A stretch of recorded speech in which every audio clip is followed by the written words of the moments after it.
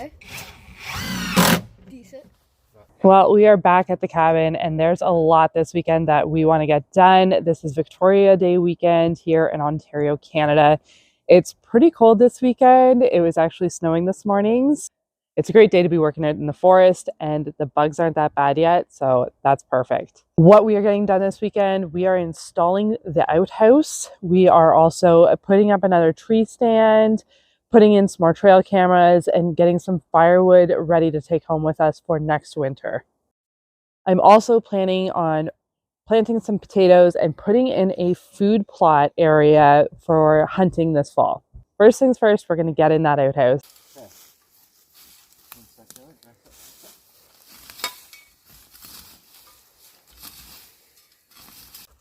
Our property is located on the Canadian Shield, which means there is a lot of rock.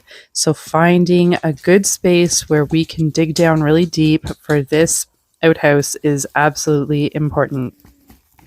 Previously, Keith had taken a stake and hammered it down into the soil so we know that it is at least 2 feet deep, but we are hoping for 4 feet. So Keith got digging and he got down about 3 feet. So the spot we found for this outhouse is behind our cabin and down a hill a little bit. So it's a bit further down to the outhouse, but it's not too far from the cabin. So unfortunately here, Keith got down about 3 feet in the hole and then hit complete bedrock. So there is no going any deeper here. At this depth, as long as we're taking care of it and helping to compost it down, then it shouldn't be a problem being 3 feet down. 4 would have been ideal, but this will be fine for how often we use it. Right now, our current bathroom situation is just a bucket with some sawdust in it, and there is another outhouse on the property that is usable, so we use that as well, but it's nice to have our own that is closer to the cabin. Keith is going to work on a video so that he can show you the entire build process of how he has made this outhouse. He built it very strong because it's something that we want to last for a long time.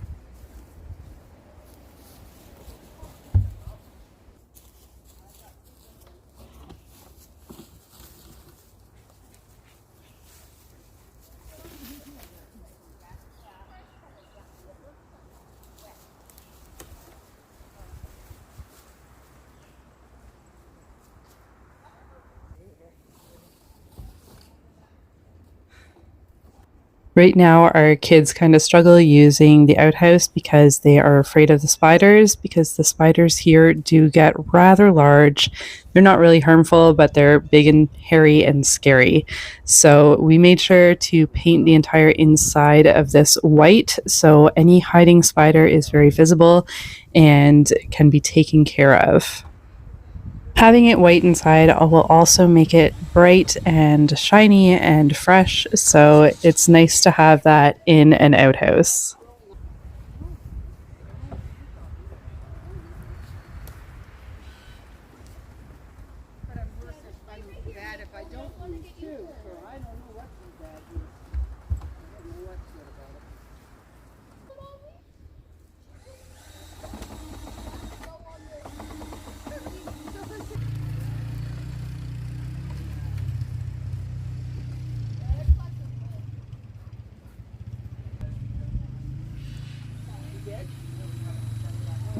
Keith is putting a lot more screws in this than I am showing. So like I said, we are building it very strong to make sure that it's lasting well into our children having this property.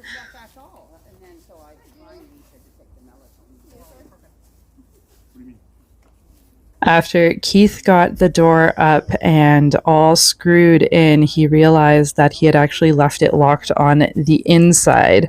Unfortunately, I didn't get a chance to video him actually having to crawl in there from the top to be able to unlock it. There, one. We should put it in the fire, see what it smells like. Two. Huh?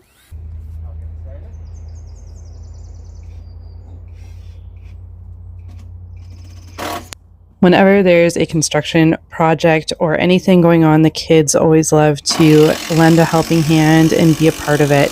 which we think is really special because then they get to know that they were a part of building this cabin, a cabin that will be theirs one day.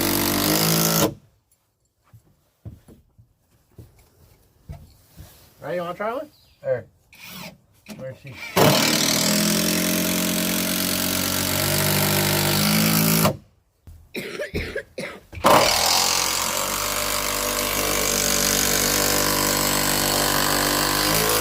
Here.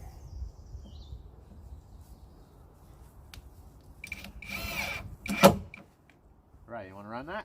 No. Elliot? So.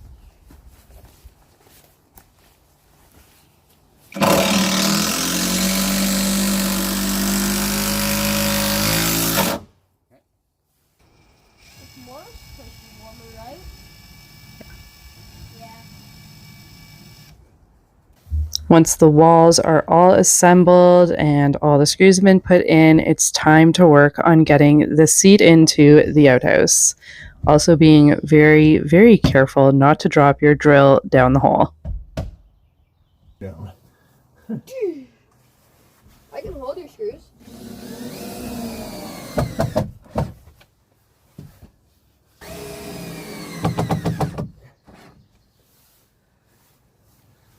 How many left? One. Perfect.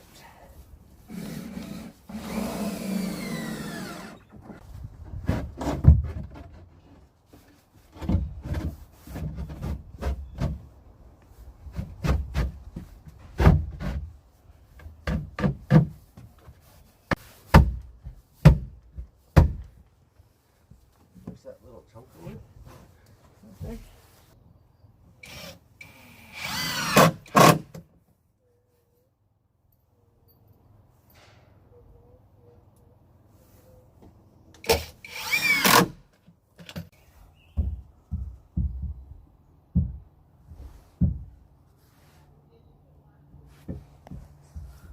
Now that the seat is in, Keith's getting a board up to be able to hold up the roof better. So we're just putting in some clear plastic on the roof, like clear plastic sheeting. That way the sun comes in and lights up this outhouse really nicely. I said, if you drop the drill, you're really buggered now. Yeah. All right, so here is the finished outhouse. It's perfect. It's nice and clean on the inside. It's absolutely perfect for what we need it for. So on the outside here, we've got sensored lights that are solar powered, and they'll turn on when we are coming to the outhouse if we happen to need it at night. And then on the inside, we also have another sensored light that comes on when we walk in the door at nighttime. So in the daytime, it won't turn on, but at nighttime, we've got a light. And then that's our outhouse.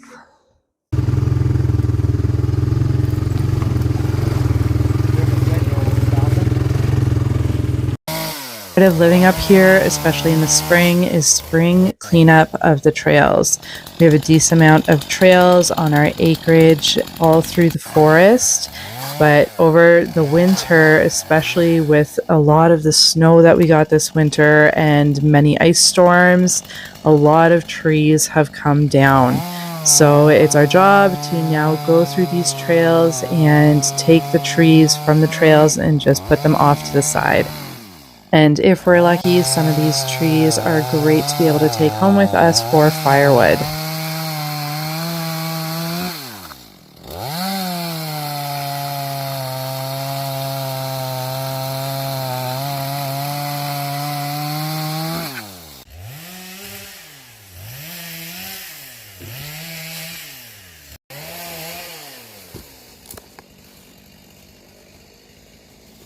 And once again, everybody is in for the chore of helping to clear up the trails.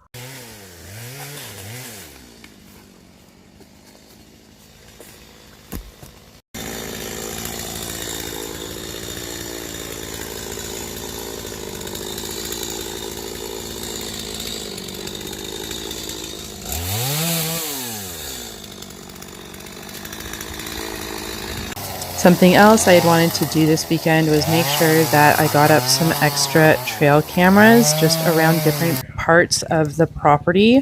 So right now we are setting up a trail camera right by a river that runs through the property. I wanted to see what was stopping by for a drink in this area. Another area that we are putting a trail camera is by the owl's nest box that we had put up in the winter, just to see if it is getting any use. Lastly, I had one more to put up where there was a bunch of beech trees. We see a lot of bear claws going up these beech trees. So I want to see if I can catch any of them on that camera. All right, so another big project I wanted to get done this weekend was getting a food plot in the area where I've got all of my apple trees. So it's just an attractant to attract deers up here. I've had a trail camera here, and it seems that we've got a couple deers that come through here often. So I just want to continue seeing them and offer them some more options while they're here, just to make sure that I've got those deer coming here in the fall. So I'm just going to get this all rototilled up, and then we're going to get planting. I'm also going to get my potatoes planted here. Potatoes are not for the deer, they will be for us.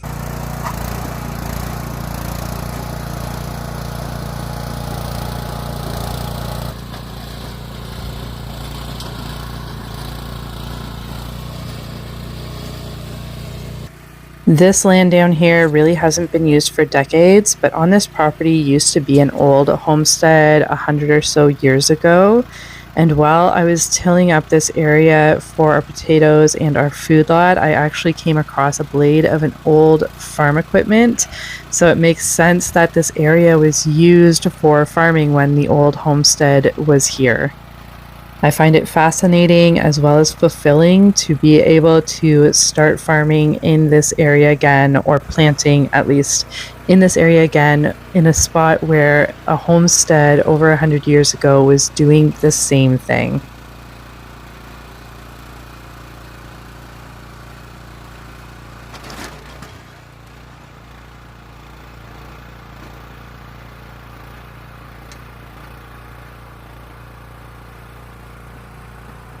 Like I mentioned earlier, this property is on the Canadian Shield. There is a lot of rock here, so finding viable soil to be able to plant in was difficult, but this is a perfect area for it.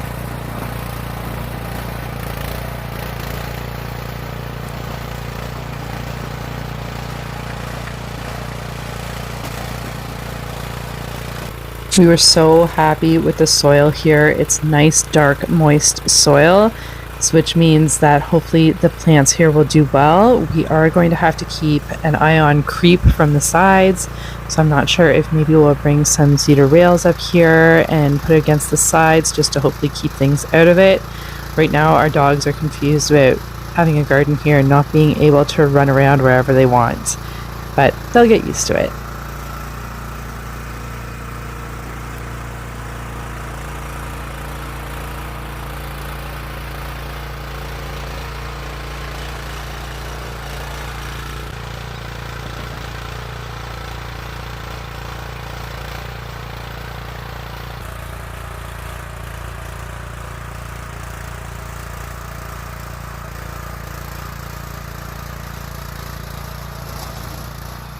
I'm curious to see how these potatoes turn out. It was a name that I'd never heard of for a potato, but it was the only potatoes that I could find at the nursery or anywhere else.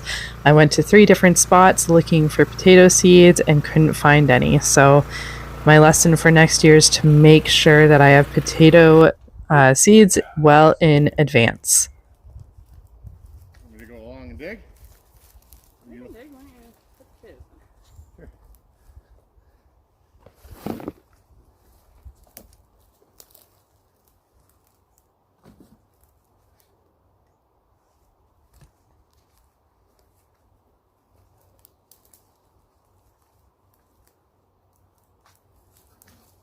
We're doing a half.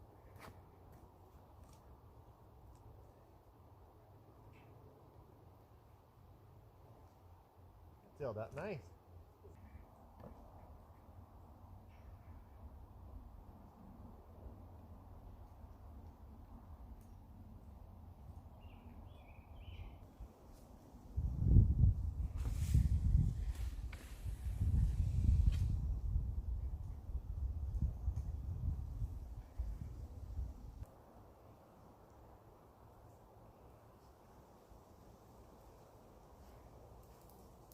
All right, so we're all tilled up and planted. So this black plot back here is going to be mainly the food plot area. I do have some potatoes planted there, but they are early harvest potatoes.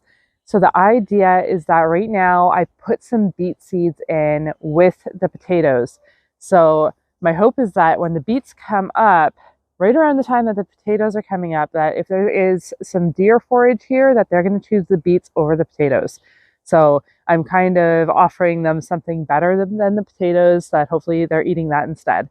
And then once the potatoes are harvested, that should be early August, then I'm going to take everything out of this garden and throw down a bunch of broccoli and turnip, and hopefully just make that whole area, or this entire area, food plot, so that we can have a nice area to draw in those deer.